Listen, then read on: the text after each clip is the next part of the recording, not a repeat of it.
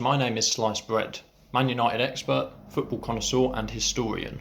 So here is my take on how Manchester United should line up against Manchester City. As you can see here, we've got a 4-3-3. There's some controversial picks in this team, but what I will explain from the get-go is that this is based off of the fact I am conceding that Manchester City will have the majority of the ball in this fixture.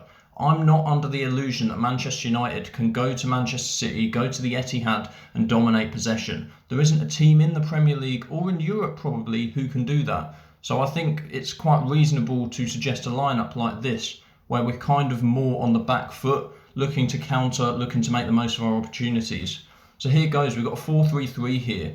David De Gea in goal. David De Gea should always be in goal. Raphael, Varane and Lindelof at the back. They've been playing well together. It looks like a better pairing than Lindelof and Maguire or Varane and Maguire.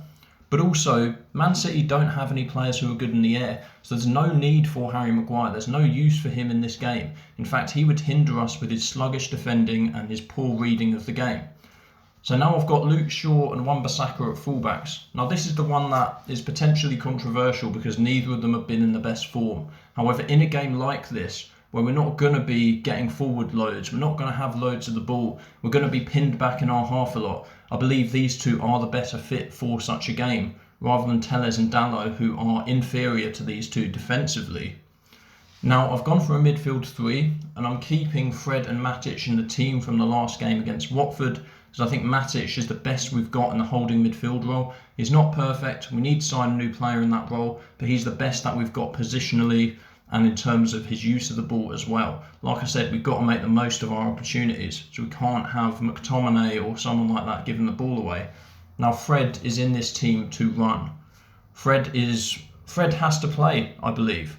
Fred has to play because he's the most mobile midfielder that we've got, and when you're not going to have the ball you're not going to have very much of the ball, you can't play Pogba and Fernandes. There's not a use for both of those players in this game. And I decided I had to drop one of them. I've decided that that's going to be Fernandes, as Bruno Fernandes has just not been as good as Pogba in the recent games. Paul Pogba's actually been very good. I've been very impressed by his performances. Add that to the fact that he always does well against Manchester City, and I think that was every reason we needed to pick him in this game. I don't necessarily think this will happen. I think Pogba and Bruno could both play. However, I think one of them has to be dropped. One of them has to be dropped. And I think it should be Bruno, as I said. So the front three now, quite simple logic behind this. Elanga's playing a lot better than Rashford at the moment, but he's also going to work harder. He's going to track back more.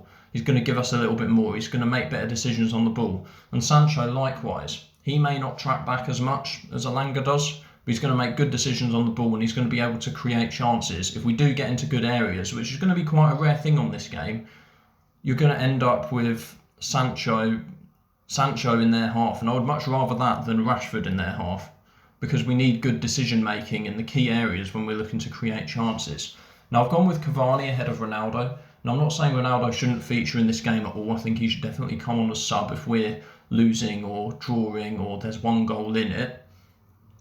I think he should definitely come on and he can potentially nick us a goal late on, but I think Cavani needs to start this game because I think our pressing has to be on point. We need our forward line to work really hard, because against City, their whole team is part of their possession game. So our whole team needs to be a part of our defensive game. So this is what I believe.